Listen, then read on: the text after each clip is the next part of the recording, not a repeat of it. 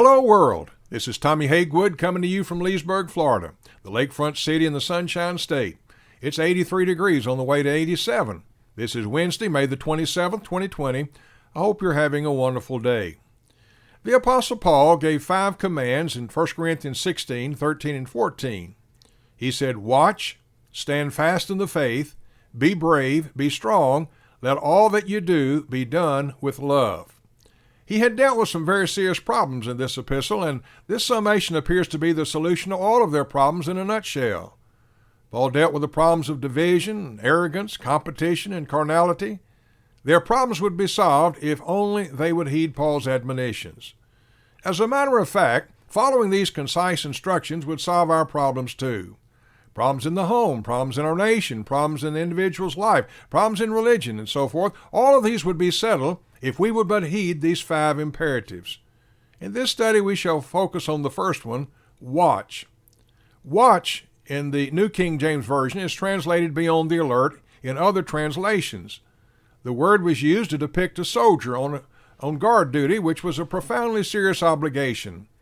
If the soldier went to sleep while standing guard, he could be executed because the lives of his fellow soldiers were put at risk. The Lord has placed a serious command for every child of God to heed. In other passages, the command to watch was used in the sense of being on the alert for the Lord's second coming, such as Mark chapter 13, verse 35, and 1 Thessalonians 5 and verse 6. However, in the context of 1 Corinthians, it appears to be used in a different sense, in the sense of being on the alert to the spiritual life that Christian has been called to live. It was used of the overseers or elders of a local church to watch out for souls, as we note in Hebrews 13 and verse 17. I like to use the acrostic WATCH, W-A-T-C-H, because it gives me some mental pegs to know what it is that I need to watch, and because it's easy to remember. W stands for words. According to Matthew 12, 36 and 37, we will be justified or condemned by the words we use. James tells us in James chapter 1 and verse 26, "If anyone among you thinks he's religious and does not bridle his tongue but deceives his own heart, this one's religion is useless." A stands for actions. We will be judged by the deeds we do in the body. According to 2 Corinthians 5 and verse 10, we're told, "For we must all appear before the judgment seat of Christ, that each one may receive the things done in the body, according to what he has done, whether good or bad." T stands for our thoughts. Our entire life is governed by our thoughts.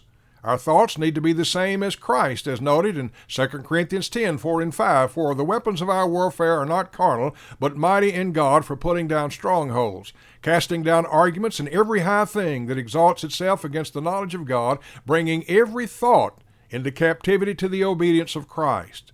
In Philippians 4 and verse 8, the Apostle Paul tells us, "Finally, brethren, whatsoever things are true, whatsoever things are noble, whatsoever things are just, whatsoever things are pure, whatsoever things are lovely, whatsoever things of good report, if there is any virtue, if there is anything praiseworthy, meditate on these things." C stands for companions. We must watch our companions, as Paul noted in 1 Corinthians 15:33. "Do not be deceived, evil company corrupts good habits." Proverbs warns us over and over against having evil companions. Here are just a few examples. Proverbs chapter 2, verse 11 and 12, "Discretion will preserve you, understanding will keep you, to deliver you from the way of evil, from the man who speaks perverse things." Proverbs chapter 13 and verse 20, "He who walks with wise men will be wise, but the companions of fools will be destroyed." Proverbs chapter 14 and verse 7, "Go from the presence of a foolish man, when you do not perceive in him the lips of knowledge." Proverbs 23, 19 through 21, "Hear, my son, and be wise, and guide your heart in the way. Do not mix with winebibbers, or with gluttonous eaters of meat, for the drunkard and the glutton will come to poverty, and drowsiness will clothe a man with rags." H stands for the heart. Proverbs 4:23 tells us, "Keep your heart with all diligence, for out of it spring the issues of life." Jesus warns us that evil acts come from the heart in Matthew 12:34 and chapter 15, verses 18 and 19. In contrast to evil coming from one's heart, obedience to the Lord comes from an honest and good heart, according to Luke 8 and 15 and Romans chapter 6, verses 17 and 18. Watch, W-A-T-C-H. Watch your words, watch your actions, watch your thoughts, watch your companions, and watch your heart. Think how blessed our world would be, our homes would be, our lives would be, our churches would be if everyone took this admonition and watched according to the teaching of God's revealed will in the Bible, the Word of God. Remember, search the Scriptures, serve the Lord, and share the gospel with others. Until next time, this is Tommy Hagewood wishing for you a very pleasant good day.